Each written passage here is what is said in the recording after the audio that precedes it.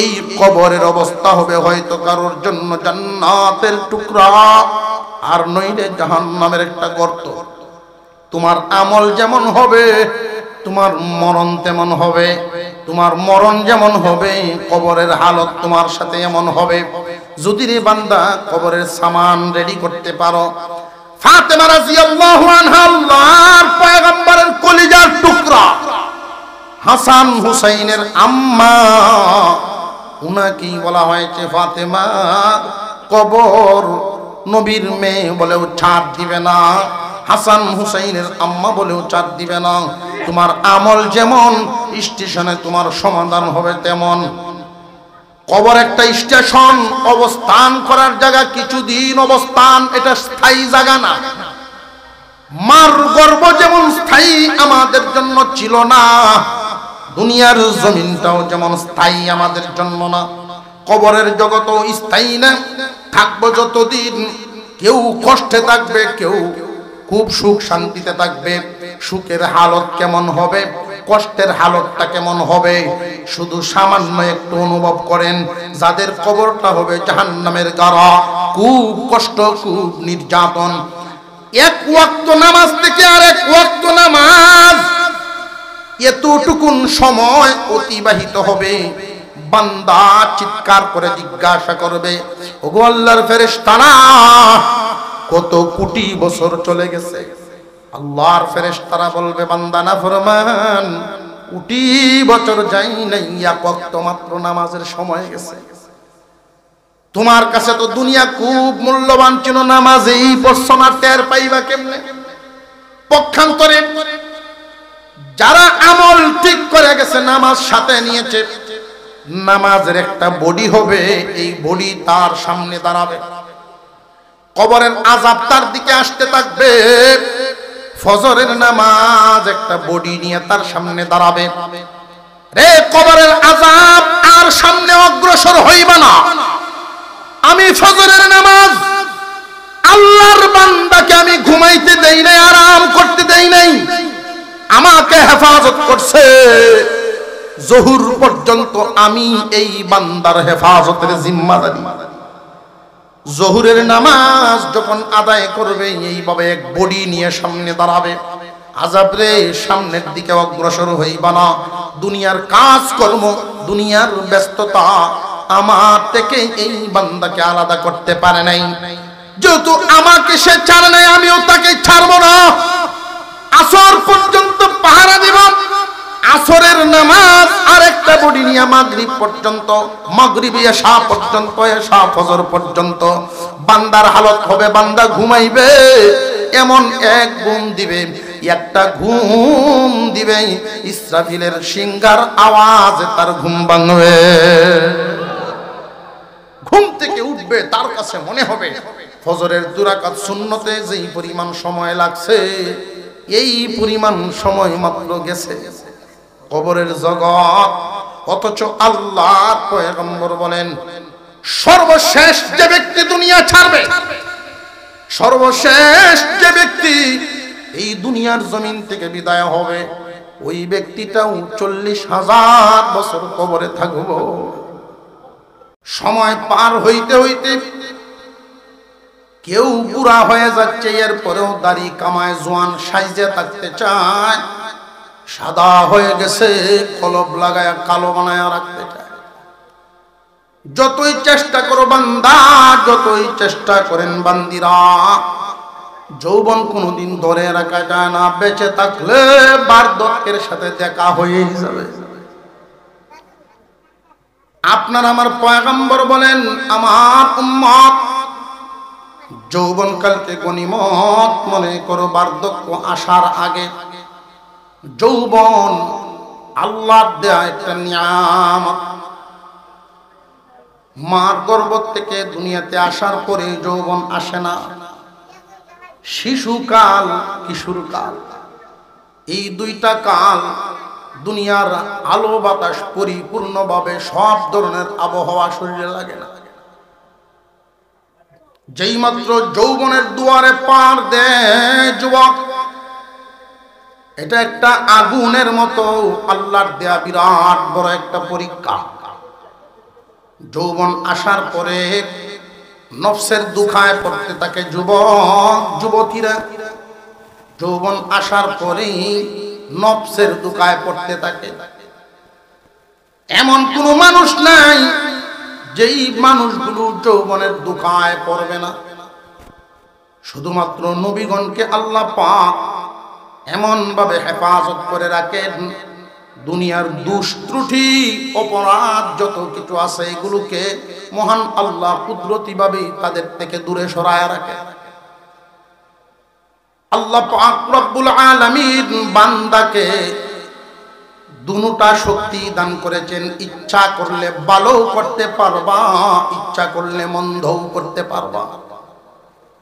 যৌবন কালে যদি কেউ ভালো করে তার জন্য আল্লাহর পক্ষ থেকে এমন পুরস্কার।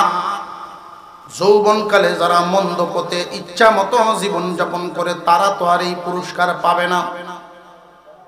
আপনার আমার পয়গম্বর বলেন যৌবন কালকে তুমি গনিমত মনে করবা বার্ধক্য আসার আগে। যৌবন কালটারে তুমি যদি আল্লাহর সন্তুষ্টি হাসিলে কাটায়া দাও। ইচ্ছা করলে একজন যুবক 10 মাইল দূরে গিয়েও জানাজায় শামিল হতে পারে, ওয়াজ মাহফিলে শামিল হতে পারে, দ্বীনি কাজে শামিল হতে পারে, যেটা একজন বুড়া মানুষের দ্বারা কখনো সম্ভব হবে না। সমাজ কল্যাণমূলক কাজ, সমাজের উন্নয়ন, মানুষের উপকার, যৌবনকালে একজন মানুষ তার শক্তি সামর্থ্য থাকতে আল্লাহর সন্তুষ্টির জন্য বহুত কাজ কর্ম করে যেতে পারবে। রে যুবক ভাইরা শুনেন, যেই দিন একটা মানুষ বার্ধক্যে পৌঁছে যায়, বিছানায় পড়ে গেল, আজানের আওয়াজ শুনছে, আসসালাতু খায়রুম মিনান নাওম, ঘুম ভাঙলো পুরা অবস্থায়। আফসোস, যখন জোয়ান ছিলাম ফজরের জামাত মসজিদে গিয়ে শামিল হইতাম। বুড়া হওয়ার কারণে এখন তো আর বের হতে পারি না, হাঁটতেও পারি না। বিছানায় পড়ে পড়ে বান্দায় আফসোস করতে থাকে। ওয়াজ মাহফিলের আওয়াজ শুনলে বিছানায় থেকে তার দিল কান্দে। যখন আমাদের উলামায়ে কেরাম আসতেন, বিভিন্ন জায়গায় ওয়াজ মাহফিল হইতো, জোয়ান থাকতে কত যাওয়া গেছি, আলেমদের সামনে গিয়ে বসছি, আদবের সাথে কথা শুনছি।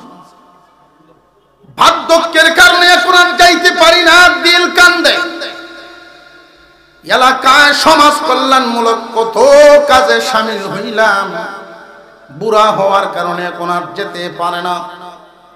আল্লাহ পাক রব্বুল আলামিন ফেরেশতাদেরকে জানায়া দেন, ফেরেশতারা রে, আমার বান্দা নিজে নিজে বুড়া হয় নাই, আমি বুড়া বানাইছি।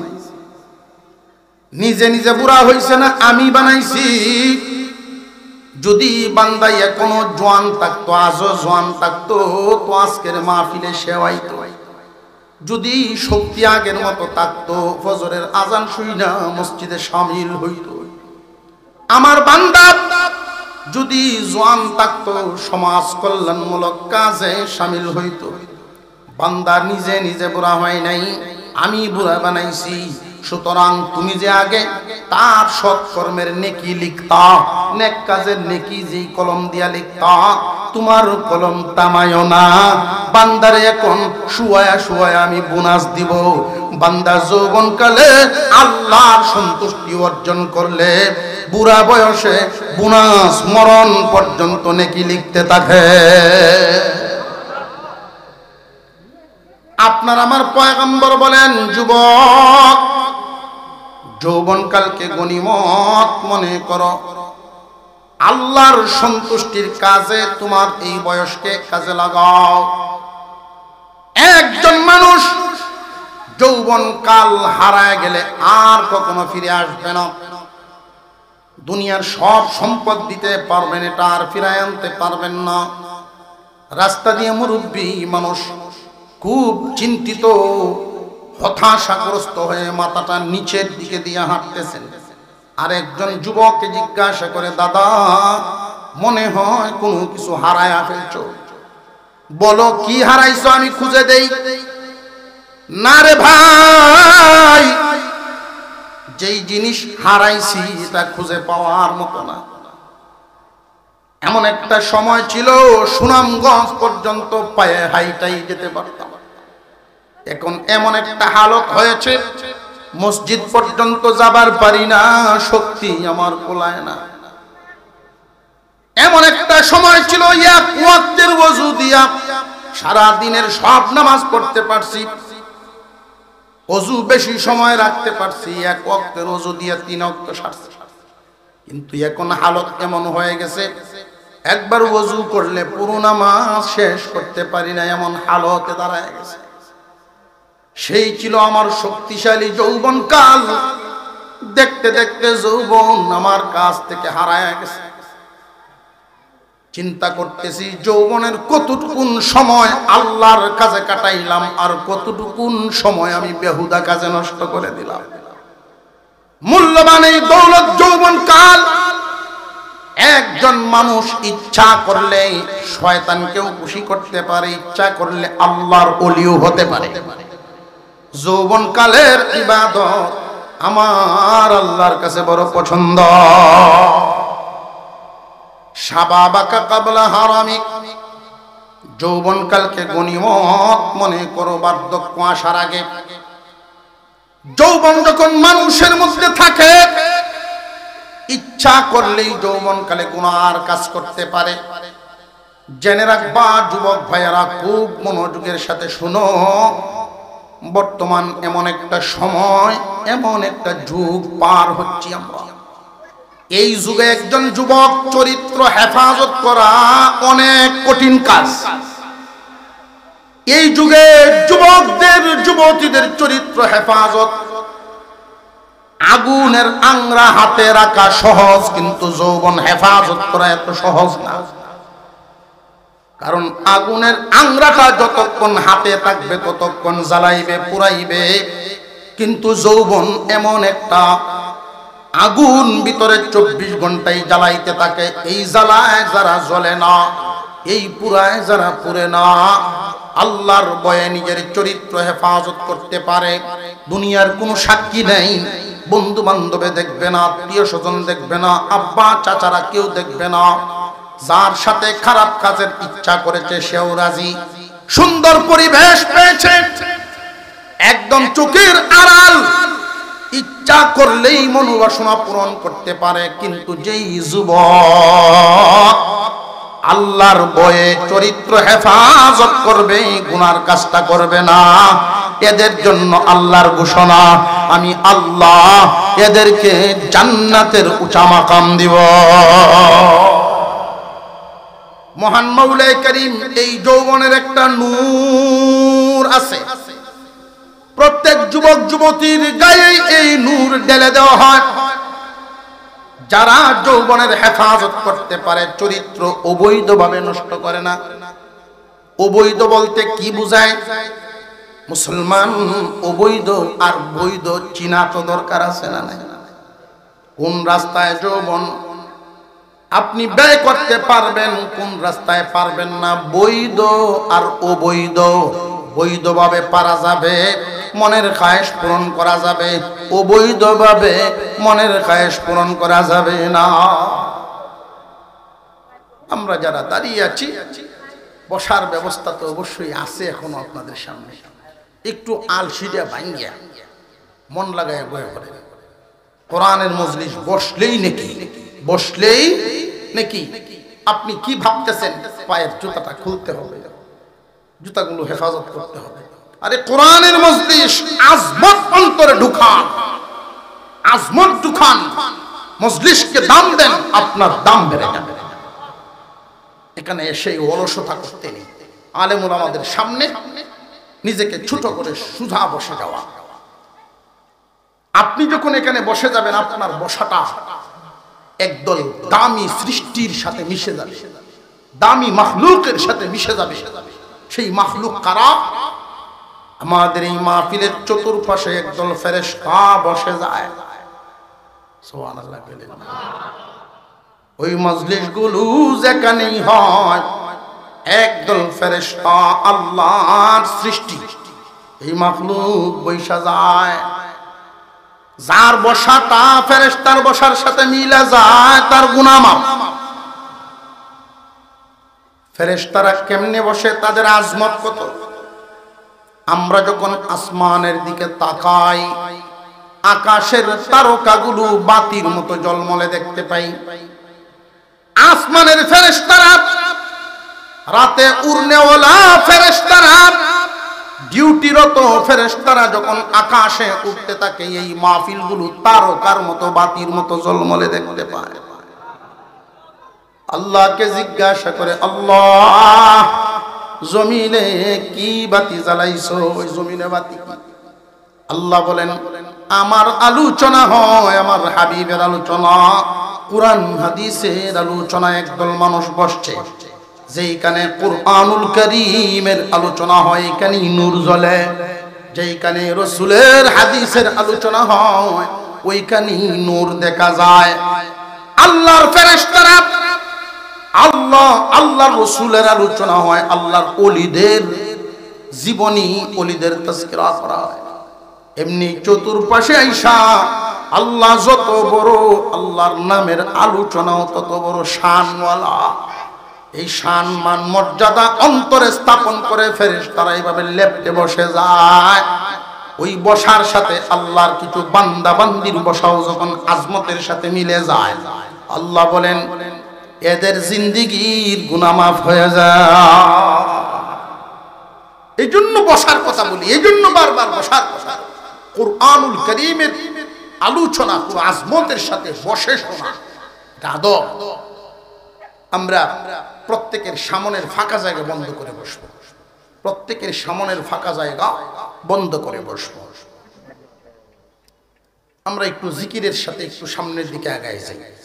লা ইলাহা ইল্লাল্লাহ, লা ইলাহা। প্রত্যেকেই হরকত করেন, লড়েন, প্রত্যেকেই লড়েন। লা ইলাহা ইল্লাল্লাহ, লা ইলাহা, লা ইলাহা ইল্লাল্লাহ, লা ইলাহা। প্রত্যেকেই জায়গা ছাড়ছি না এখনো, সবাই জায়গা ছাড়ি নাই। আমরা জিহাদে পাঠাইলে গতিরে যে কি হইল আল্লাহ জানে। আমরা যেই মুজাহিদ প্রত্যেকেই জায়গা চাই, প্রত্যেকেই সামনে আসে। পিছনের ভাইরা দাঁড়ায় আসলে এখনো তারা বসার জায়গা পাচ্ছেন না। লা ইলাহা ইল্লাল্লাহ মুহাম্মাদুর রাসূলুল্লাহ। যৌবনকালের ইবাদত আল্লাহর কাছে বড় পছন্দ। আমি দেখতে পাচ্ছি বেশিরভাগই যুবক ভাইয়েরা, যুবক তুমি যখন সেজদা দাও আল্লাহর কুদরতি পাগুলো কপালের নিচে ধরে দেন। যুবকের নাকের গরম শ্বাস। আল্লাহ বলেন ফেরেশতারা আমার এই যুবক আমাকে কুদরতি পায়ে সেজদা মেরে দিল। এই যুবক তো ইচ্ছা করলে গুনাহে লিপ্ত থাকতে পারত, আমি আল্লাহর কুদরতি পায়ে সেজদা দেয় আমার হুকুম মানে। তোমরা সাক্ষী থাকো, তোমরা সাক্ষী থাকো আমার বান্দাকে আমি মাফ করে দিয়েছি। যৌবনের ইবাদত আল্লাহর কাছে বড় পছন্দের। পুরা হইলে তো মানুষ ইবাদত করে, বুড়া হইলে যায় না মানুষ ইবাদত। কারণ আমরা শেষ ঠিকানা, প্রত্যেকের শেষ মেশ একটা জায়গা আছে, যায় না মাস শেষ মেশ জায়গা কোনানো যায় না মাস, এটা হলো সর্বশেষ জায়গা। কারণ এখানেও না গেলে পুতের বউ গাইল করে আব্বা বুড়া হয়েছুন নামাজ পড়ুন না, কিরম লাগে না যন্ত্রণা রাখতে বললাম। জোয়ান থাকতে কই বই কইছে না, এখন বুড়ো হয়েছে দেখি কি বিহুঠে বললাম। জোয়ান থাকতে তো একজন জোয়ান মানুষ এই কথা কেউ কয় না। মনে হয় যে বুড়া হইলে নামাজের বয়স হয়। আমাদের সমাজে যে কথাটা চালু বোঝা যাইতেছে বুড়া হইলে নামাজের বয়স হয়। বাবারে যদি কেউ জিজ্ঞাসা করে আপনার ছেলেরা শুধু বড় ছেলে নামাজ পড়ে, বাকি মেজু সেজু কেন্নটা এটা নামাজ পড়ে না। বয়স হোক বয়স হোক বয়স হোক মানে বালে হয়েছে না, 3 লাখ বালে বালেগ হওয়ার আগ পর্যন্ত আল্লাহ বান্দার কাছে কিছুই চান না, শুধু বান্দারা দেন। তুমি বান্দা মার গর্ভে ছিলা, আমি আল্লাহ তোমারে খাওয়াইছি, তোমারে রাখছি মার গর্ভে। দুনিয়ার জমিনে তুমি আসতে পারো নাই, আমি আনছি। আমরা দুনিয়াতে আসছি না, আল্লাহ আনছেন। জবান খুলে বলেন কে আনছেন? আল্লাহু আখরাজাকুম মিন বুতুনি উম্মাহাতিকুম লা তা'লামুনা শাইআ।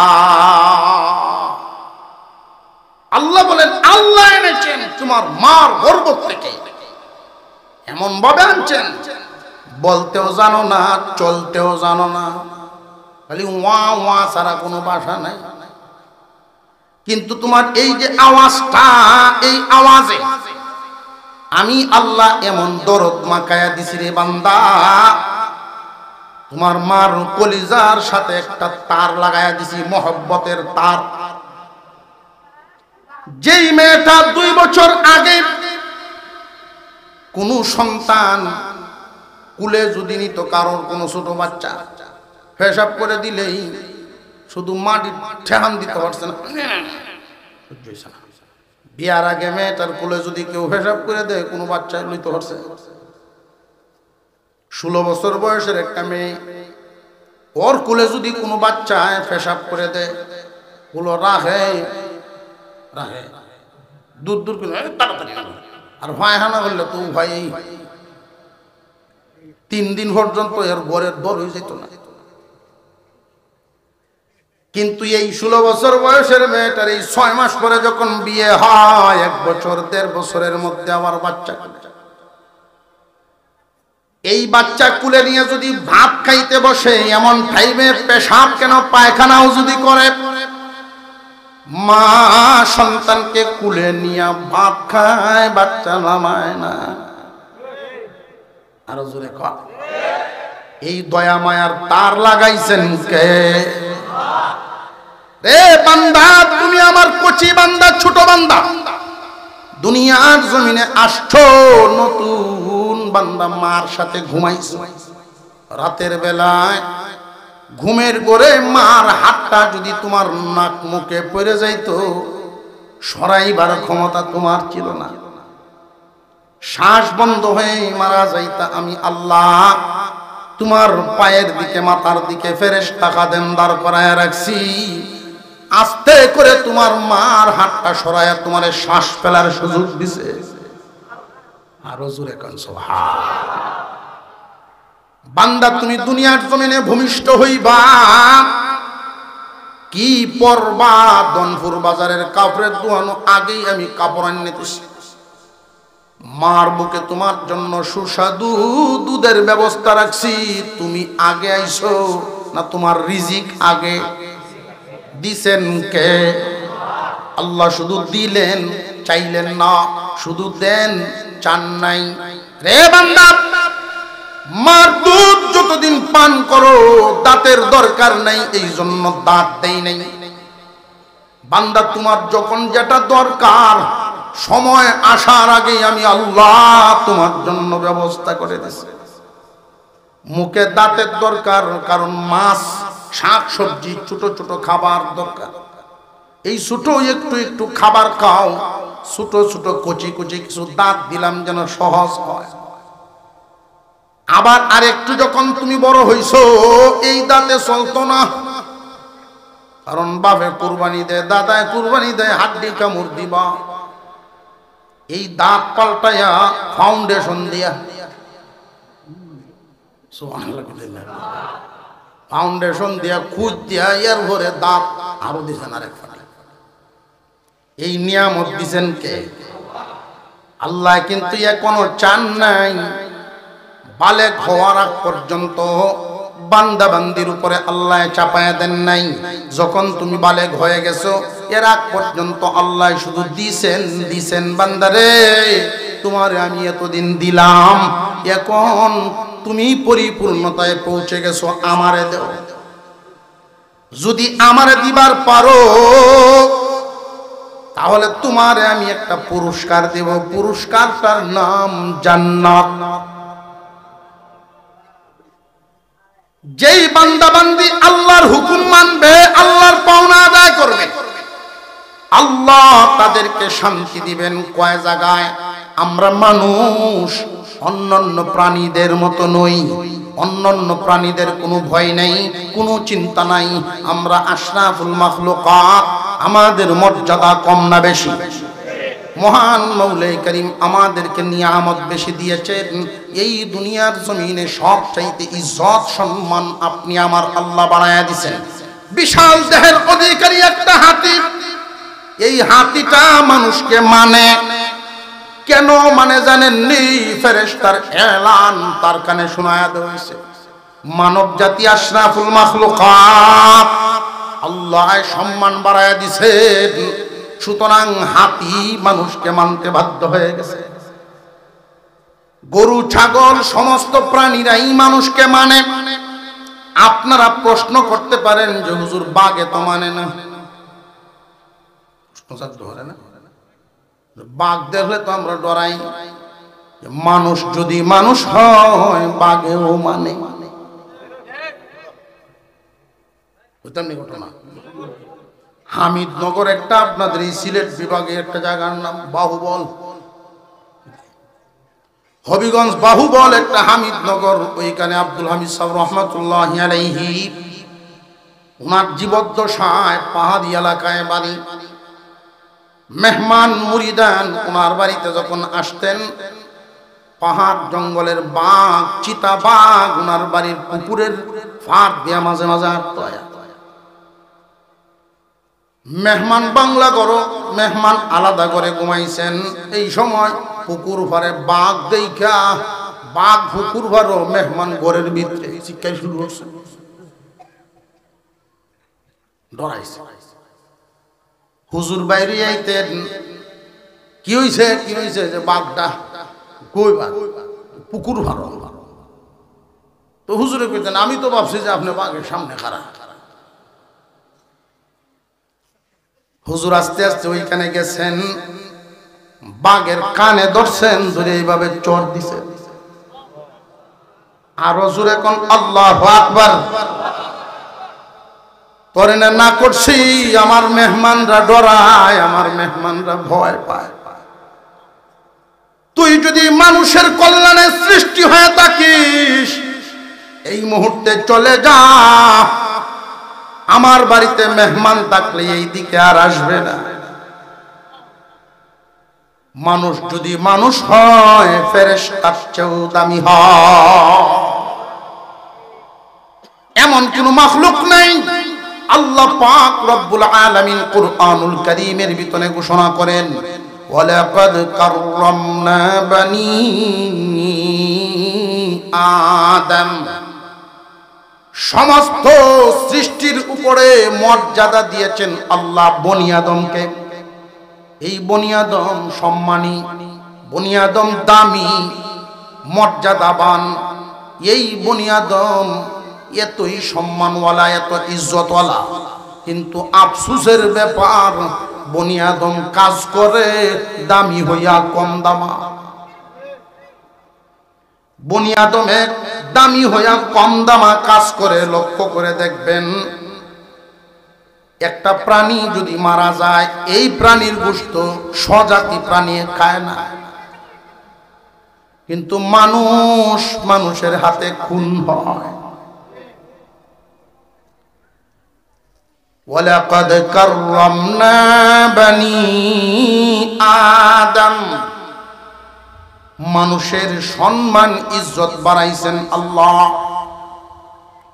মানুষ যদি মানুষ হয়, কেমন সম্মানী, কেমন সম্মানী। মানুষ যদি মানুষ হয়, ফেরেশতার চেয়েও দামি হয়। মানুষ যদি কম দামা হয়ে যায়, তাহলে কিন্তু তার দাম কমে পশুর চেয়ে নিকৃষ্ট হয়ে যায়। উলাইকা কাল আনআম বাল হুম আদাল্লু উলাইকা হুমুল গাফিলুন।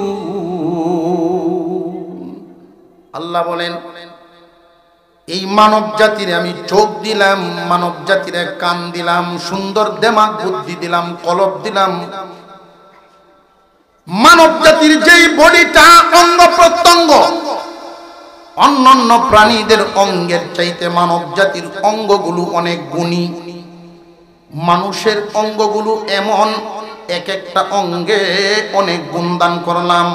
একটা প্রাণীর জিহ্বা আছে, মানুষেরও জিহ্বা আছে। অন্যান্য প্রাণী জিহ্বা দিয়ে শুধু খাবারের স্বাদ নিতে পারে, কিন্তু মানুষ এই জিহ্বা দিয়ে শুধু খাবারের স্বাদ নেয় না, এই জিহ্বায় কথা বলার শক্তিও দিলাম। মানুষ এত ইজ্জতওয়ালা, আমার নিয়ামত প্রাপ্ত, কিন্তু এই মানুষ যদি অমানুষ হয়, কান দিয়া আমার কালাম শুনে না, চোখ দিয়া ভালো মন্দ যাচাই করে চলে না, অন্তর দ্বারা সঠিক বেঠিক চিন্তা ভাবনা করে চলে না, ওই মানুষগুলো চতুষ্পদ জানোয়ারের ন্যায়, বরং এর চেয়ে নিকৃষ্ট। চতুষ্পদ জানোয়ার, নিকৃষ্ট কুকুর শুকুর জমিনে দুনিয়ার থেকে বিদায় হয়ে গেলে এদের নামে বিচার নাই, জাহান্নাম নাই। রে মানব জাতি, খুব লক্ষ্য করে শুনেন, আল্লাহ পাক রব্বুল আলামিন আমি আপনাকে বালেগ হওয়া পর্যন্ত শুধু দিলেন, চাইলেন না।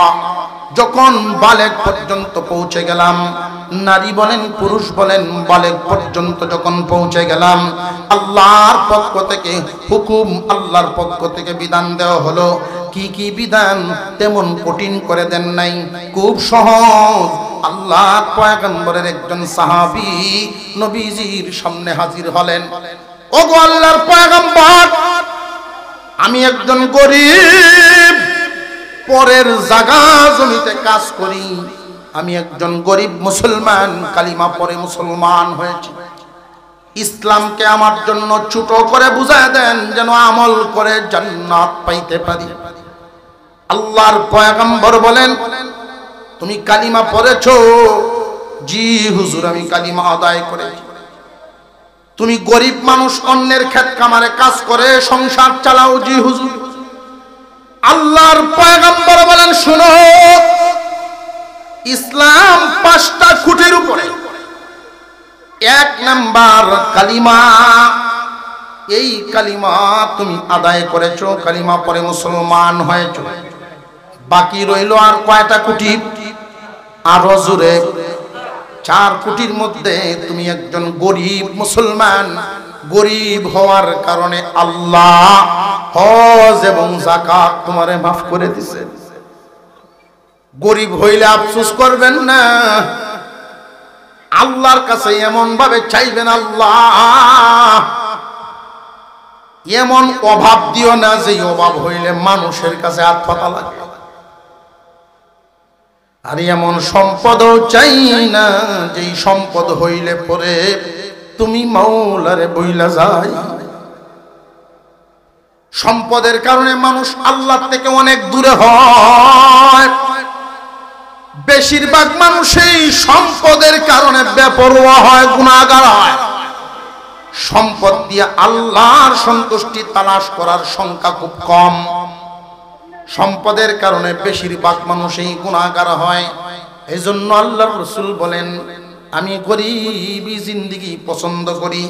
নবীজি মূলত গরিব ছিলেন না, কিন্তু গরিবের মতো থাকতে ভালোবাসতেন। যিনি ফু দিলে পাথর স্বর্ণ হয়, উনি কি গরিব? আল্লাহর নবী একবার খাইতেন, একবার না খাইতেন। গরিবী জিন্দেগি উনার পছন্দ ছিল, ভালো ছিল। আল্লাহর নবী বলেন, দুনিয়াতে আমি গরিবদেরকে ভালোবাসি, এদের মতো করে থাকি। কিয়ামতের দিন আমি গরিবদের সাথে হাসরে দাঁড়াইব। গরিবরা আমার কাছে থাকবে। আল্লাহর রাসূল বলেন, ধনীর 500 বছর আগে গরিব জান্নাতে চলে যাবে। হজ যাকাতের হিসাব নাই, মাফ। 5 কোটির একটা কালিমা আগেই শেষ। হজ যাকাত আল্লাহ মাফ করে দিলেন। বাকি রইল কয় কোটি? 2 কোটি। আল্লাহর পয়গম্বর বলেন, সাহাবীরে বছরে 1 মাস রোজা রাখতে পারবানি নাকি খুব কঠিন লাগবে? আপনারা কি মনে করেন বছরে সারা বছর ঘুরে 1 মাস রোজা রাখা কঠিন কাজ না আসান আছে? বছরে 1 মাস রোজা রাখা আল্লাহর নবীর সাহাবী বলেন এটা আমি পারবো, কষ্ট হবে না। বাকি 11 মাস একটু একটু পরিশ্রম বেশি করে ফেলবো। রমজান মাসে রোজা পালন করার জন্য প্রয়োজনে কাজের চাপ একটু কমায় নিব, তবু আল্লাহর হুকুম রমজানের রোজা আদায় করা, তারাবির নামাজ আদায় করা এটা কঠিন হবে না। আল্লাহর পয়গম্বর বলেন বছরে 1 মাস রোজা রাখো। 5 কোটির মধ্যে খুব ভালো করে মনে রাখবেন, বারবার মুখস্থ করে ভিতরে ঢুকায় দেন, অন্তরের ভিতরে গেঁথে নেন। কালিমার হক আগেই আদায়, হজ যাকাত মাফ, বছরে 1 মাস শুধু কষ্ট রোজা, বাকি রইল 1 কোটি। বান্দারে তোমারে যে আল্লাহ অস্তিত্বে আনলেন, দুনিয়ায় আনলেন, বালেগ হওয়া পর্যন্ত আল্লাহ শুধু দিয়াই গেলেন। বালেগ হওয়া পর্যন্ত আল্লাহ কোনো কিছুই চান নাই। এখন চাইলেন মজবুত করে, তোমার জন্য কঠিন লাগতেছে একটা, 5 ওয়াক্ত নামাজ আদায় করবা। কষ্ট হলেও 5 ওয়াক্ত নামাজ তুমি আদায় করো, অভ্যাসে পরিণত করো, পরে আর তোমার কষ্ট হবে না। অভ্যাসে যদি পরিণত করো, এটারে যদি আমল বানাতে পারো, এমন অবস্থা হবে নামাজ না পড়লে ভালো লাগবে না, নামাজ না পড়লে শান্তি লাগবে না। আল্লাহ পাকের এমন বান্দাও জমিনে ছিলেন যারা জামাত ছাড়তেন না, জামাত কখনো ছাড়তেন না। হঠাৎ করে একদিন আসরের জামাত ছুটে গেছে, আল্লাহ পাকের বান্দার পেরেশানি, একা একা আসরের নামাজ পড়ছেন ঠিক, মাগরিব হওয়া পর্যন্ত যদি না বাঁচেন, মাগরিবের আগেই যদি মরে যান, উনার জীবনের শেষ আমলটা হবে জামাত ছাড়া নামাজ পড়া। এই পেরেশানি ঢুকে গেছে। মাঝে মাঝে অচেতন হয়ে যান, যখনই মাগরিবের আজান হয়ে গেছে আলহামদুলিল্লাহ বলে তাকবীরে উলায় গিয়া শামিল হইয়া মন শান্ত হইছে। নামাজ যখন অভ্যাসে পরিণত হবে তখন আর তোমার কষ্ট হবে না। দুনিয়ার কাজ কাম রে কাজেই মনে হইতো না, নামাজ রে কাজ মনে হবে। আর এখন দুনিয়ার কাজ রে কাজ মনে হয়, নামাজ রে চাপ মনে হয়। আল্লাহ পাক রব্বুল আলামিনের বান্দা বান্দি খুব ভালো করে বুঝেন, মহান আল্লাহর ঘোষণা, তোমার পাওনা জন্ম থেকে বালেগ হওয়া পর্যন্ত আমি শুধু দিয়া গেলাম, এখন আমারে দিবা মরার আগ পর্যন্ত আমার হুকুম। ফরজ বিধানগুলো বিশেষ করে 5 ওয়াক্ত নামাজ, বছরে 1 মাস রোজা, 5 ওয়াক্ত নামাজ, বছরে 1 মাস রোজা, এটা শুধু পালন করো, তোমারে আমি আল্লাহ জান্নাত নামক একটা নিয়ামত, শেষ ঠিকানা তোমারে দিব। শুধু তাই না বান্দা, অন্যান্য প্রাণীর সমস্ত সৃষ্টি জগতের মধ্যে সবচেয়ে মর্যাদা বেশি কার? অন্যান্য প্রাণীর না মানুষের? মানুষের বনি আদমের সম্মান ইজ্জত বাড়াইছেন কে? ওয়ালাকাদ কাররামনা বনি আদম ওয়া হামালনাহুম ফিল বাররি ওয়াল বাহর। আল্লাহ বলেন শুধু সম্মান ইজ্জত বাড়াই শেষ না, হামালনাহুম ফিল বাররি ওয়াল বাহরি। বান্দারে তোমাদেরকে জলে স্থলে আকাশ পথে তোমাদের যানবাহনের ব্যবস্থা আমি আল্লাহ করে দিছি। আমরা যে চলাফেরা করি 1 ঘন্টার রাস্তা 10 মিনিটে যাই, এই যে যানবাহন এইগুলো কে দিছেন? এক সময় ছিল শুধু ঘোড়া উট, কার দেয়া নিয়ামত? ইস্ট ইন্ডিয়া কোম্পানি বানাইছেন উট, টাটা কোম্পানি ঘোড়া বানাইছে, আওয়াজটাই বোঝা যায়। উট ঘোড়া বানাইছেন কে? ভাবতে পারেন যে ট্রাক, বিমান এইগুলো তো বানাইছে কোম্পানি। হুজুর এখন কি করবেন? রে বান্দা খুব ভালো করে বুঝেন, বানাইছেন মানুষের মাথার মধ্যে বুদ্ধি ঢেলে দিছেন। কি বুদ্ধি? এক জায়গার লোহা, আরেক জায়গার কাঠ, আরেক জায়গার প্লাস্টিক, এইগুলো আইনা একত্রিত করলে একটা গাড়ি হয়। এই বুদ্ধিটা আল্লাহ মানুষের মাথায় দিছেন, কিন্তু এক টুকরা লোহা বানানোর মতো ক্ষমতা কোনো মাখলুকের আসেনি। আরো জোরে কর। এই মূল ধাতু, মূল নিয়ামতটা দিছেন কে? আল্লাহ। এক জায়গার লোহা, এক জায়গার কাঠ, আর এক জায়গার প্লাস্টিক, এগুলোর মূল আল্লাহর দেয়া নিয়ামত। তোমাদের মাথায় আমি ঢেলে দিলাম, ওইটারে একত্রিত করবা, তোমার জন্য চলার একটা বাহন হবে। বান্দা বান্দিরে, জলে, স্থলে, আকাশপথে চাল চলনের জন্য আমি আল্লাহ তোমাদেরকে যানবাহনের ব্যবস্থাও দিলাম। রে দুনিয়ার ইমানদার মুসলমান, বনি আদমের ইজ্জত দিছেন, বনি আদমের জন্য যানবাহনের ব্যবস্থাও করেছেন। অন্তরে একটা প্রশ্ন আসতে পারে, হুজুর যানবাহন তো শুধু আমরা ব্যবহার করি না, দেখছি গরু তো যানবাহন উঠে, গরুরে টাকা তোলে না বলি যে গরু যে টাকে উঠে, এটা গরুর শখে না। কোন প্রাণীর এরকম আকাঙ্ক্ষাই নেই, কোন প্রাণীর অন্তরে এমন আকাঙ্ক্ষা নাই গাড়ি তুলতো। ডিসকভার চালায়, এটা পাল্টায় এখন আরেকটা, কিন্তু এরকম কোন আকাঙ্ক্ষাই গরুর নেই। যদি থাকতো, কোন দিন গৃহস্থরা বিপদ বলল, যেই কেটটা দূরা গরু কইলে আসবে যাইতাম না, টাক দেন অনলাইন।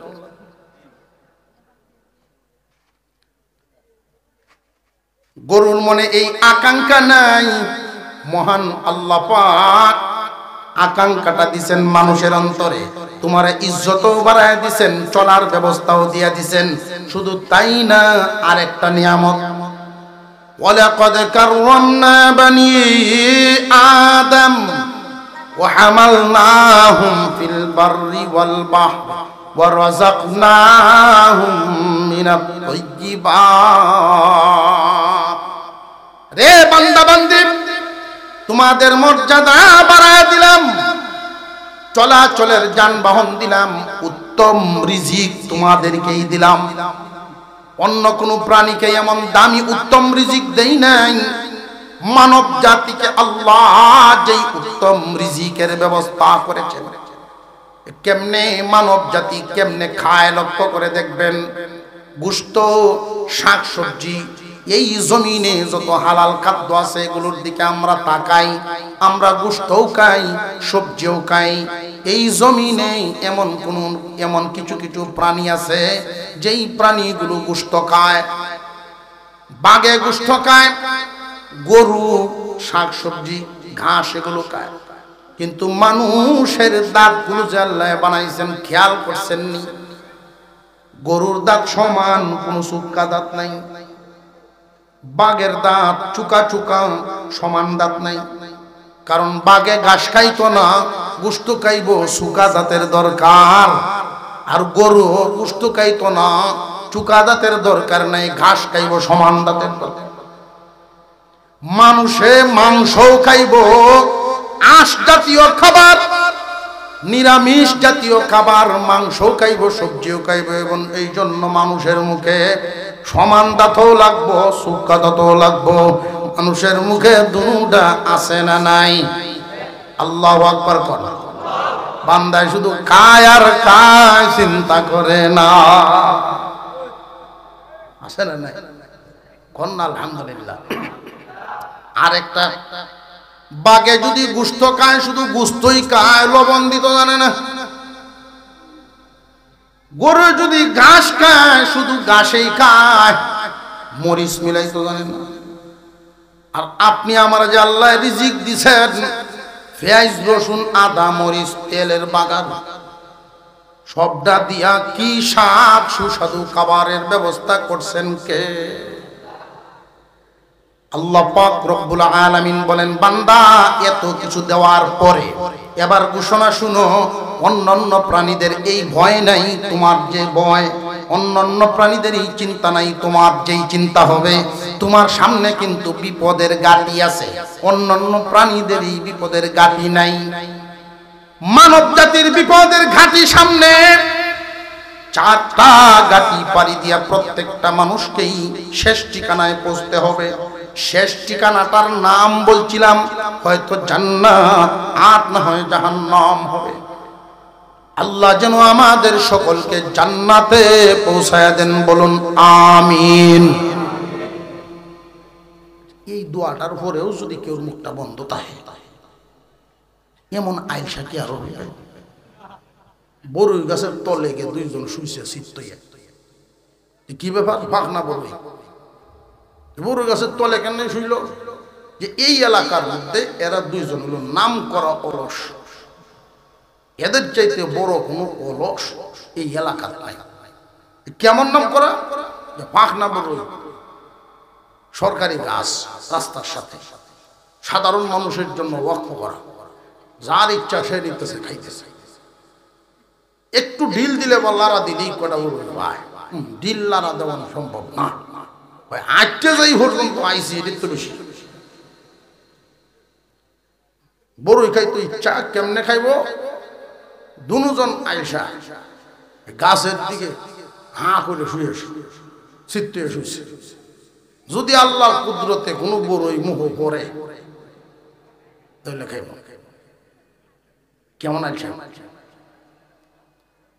একটু পরে একটু বাতাস এসে আজতেই একটা বড়ই পড়ছে, সামান্য সাইটে দেয় গাল ভাইয়া, মুহ ডুবল না, সামান্য একটু লাগে, 1 ইঞ্চি দিকে গেলে বাতাসটা লাগছে বড়ইটা, মুহ বলল না। সাইডের তারে ডাকে, ভাই 8টা বারায় দিয়ে তুললে আমার মুহ। হ্যাঁ দিতাম না, তোর মুহ তুললে দেব। কিছুক্ষণ পরে কুত্তাইছে, কুত্তার চরিত্র হইল পেশাব করার সময় ঠ্যাং তোলা, এদিক দিয়ে আয় যেই ঠ্যাং আলগি দিছে সেটি শিক্ষাই লইছে,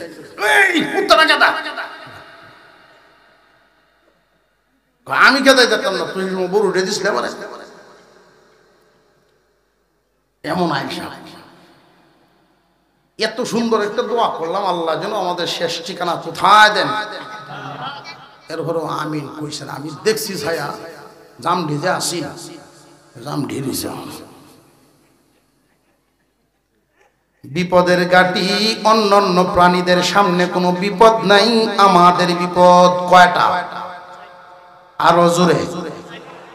1 নাম্বার বিপদের গাটি, তার নাম হলো মত।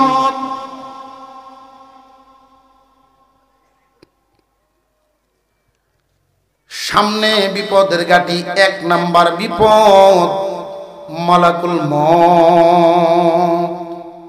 মউত নামক গাটি একটা আমাদের সামনে আছে না নাই? এমন কোন মানুষ নাই যার অন্তরে মরণ নাই। মরণ যে লাগবো এই কথায় কোনো দ্বিমত নাই, পৃথিবীর সব মানুষ একমত। মরণের মাসলা লইয়া কোনো দ্বিমত আসেনি।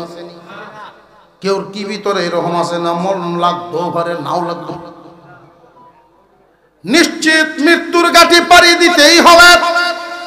এই মরণের গাঠিটা হয়তো কারোর আরামের নয়তো কারো কষ্টের হবে।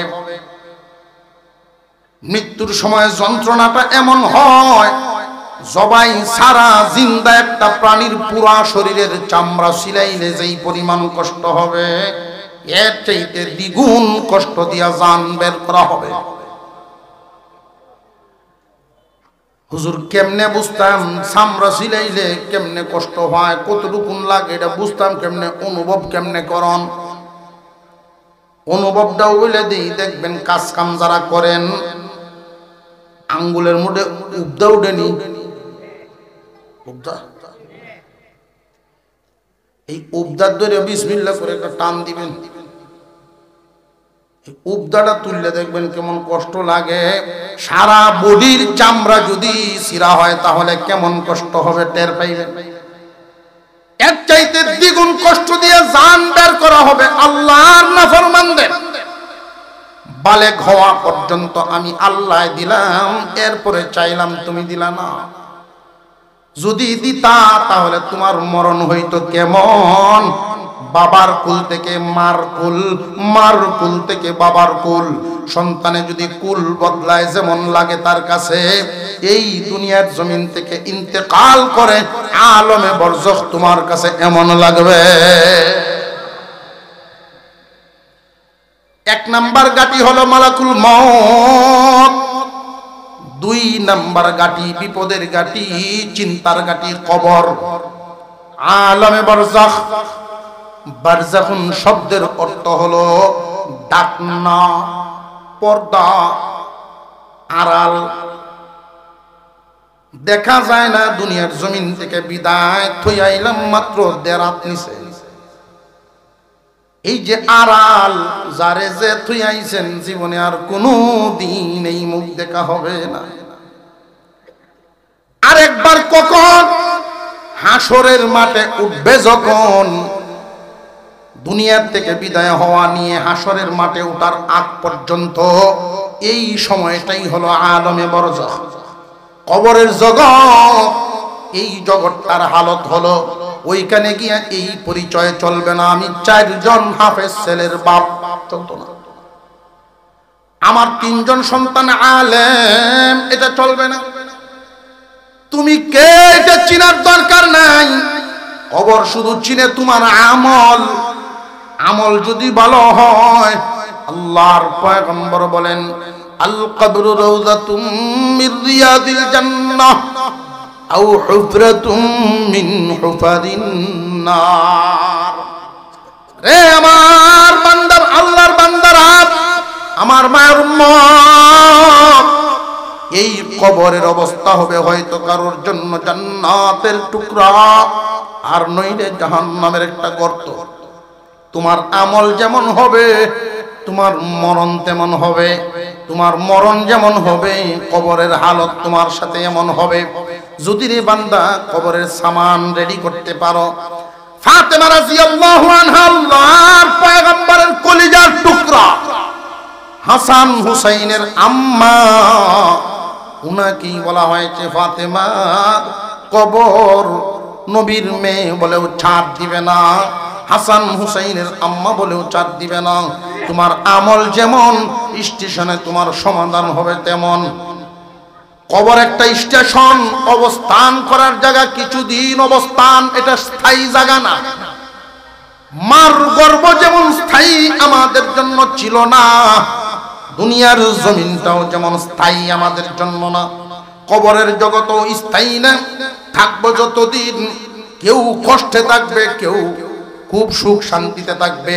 সুখের হালত কেমন হবে, কষ্টের হালতটা কেমন হবে, শুধু সামান্য একটু অনুভব করেন। যাদের কবরটা হবে জাহান্নামের গাড়া, খুব কষ্ট, খুব নির্যাতন। এক ওয়াক্ত নামাজ থেকে আরেক ওয়াক্ত নামাজ, এতটুকুন সময় অতিবাহিত হবে। বান্দা চিৎকার করে জিজ্ঞাসা করবে, ওগো আল্লাহর ফেরেশতারা, কত কোটি বছর চলে গেছে। আল্লাহর ফেরেশতারা বলবে, বান্দা নাফরমান, কোটি বছর যাই নাই, এক ওয়াক্ত মাত্র নামাজের সময় গেছে। তোমার কাছে তো দুনিয়া খুব মূল্যবান ছিল, নামাজেই পড়ছো না, টের পাইবা কেমনে? পক্ষান্তরে যারা আমল ঠিক করে গেছে, নামাজ সাথে নিয়েছে, নামাজের একটা বডি হবে, এই বডি তার সামনে দাঁড়াবে। কবরের আযাব তার দিকে আসতে থাকবে। ফজরের নামাজ একটা বডি নিয়ে তার সামনে দাঁড়াবে। রে কবরের আযাব আর সামনে অগ্রসর হইবা না। আমি ফজরের নামাজ, আল্লাহর বান্দাকে আমি ঘুমাইতে দেই নাই, আরাম করতে দেই নাই, আমাকে হেফাজত করছে। জোহর পর্যন্ত আমি এই বান্দার হেফাজতের জিম্মাদারি। জোহরের নামাজ যখন আদায় করবে, এইভাবে এক বডি নিয়ে সামনে দাঁড়াবে। আযাব রে, সামনের দিকে অগ্রসর হইবা না। দুনিয়ার কাজকর্ম, দুনিয়ার ব্যস্ততা আমার থেকে এই বান্দাকে আলাদা করতে পারে নাই। যেহেতু আমাকে সে ছাড়ে নাই, আমিও তাকে ছাড়বো না। আসর পর্যন্ত পাহারা দেব, আসরের নামাজ আরেকটা বডি নিয়ে মাগরিব পর্যন্ত, মাগরিবে এশা পর্যন্ত, এশা ফজর পর্যন্ত বান্দার হালত হবে বান্দা ঘুমাইবে, এমন এক ঘুম দিবে, একটা ঘুম দিবে ইসরাফিলের সিংহার আওয়াজ তার ঘুম ভাঙবে। ঘুম থেকে উঠবে, তার কাছে মনে হবে ফজরের 2 রাকাত সুন্নতে যেই পরিমাণ সময় লাগছে এই পরিমাণ সময় মাত্র গেছে কবরের জগৎ। অথচ আল্লাহর পয়গম্বর বলেন সর্বশেষ যে ব্যক্তি দুনিয়া ছাড়বে, সর্বশেষ যে ব্যক্তি এই দুনিয়ার জমিন থেকে বিদায় হবে, ওই ব্যক্তিটাও 40,000 বছর কবরে থাকবো। হাসরের মাঠে যখন দাঁড়াবে, এই আর একটা বিপদের গাটি। 1 নাম্বার গেল মালাকুল মউত, 2 নম্বরে কবর, 3 নম্বরে হাসরের ময়দান, হাসরের মাঠে দাঁড়াইতে হবে। 4 নাম্বার ফুলসিরাত। এই 4টা গাটি পাড়ি দিবে, এরপরে শেষ ঠিকানা পাবে। জান্নাতি বলেন জাহান্নামী বলেন, এই 4 গাটি পারি না দিয়া শেষ ঠিকানা যাওয়ার কোনো রাস্তা নাই। এই 4টা বিপদের গাঠি অন্য কোনো প্রাণীর নাই। এই বিপদ, এই চিন্তা একমাত্র আশরাফুল মাখলুকাত মানব জাতির।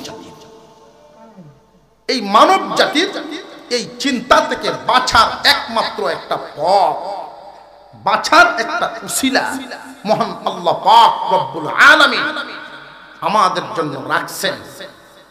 সেটা হলো কালামুল্লাহ, কুরআনুল কারীম।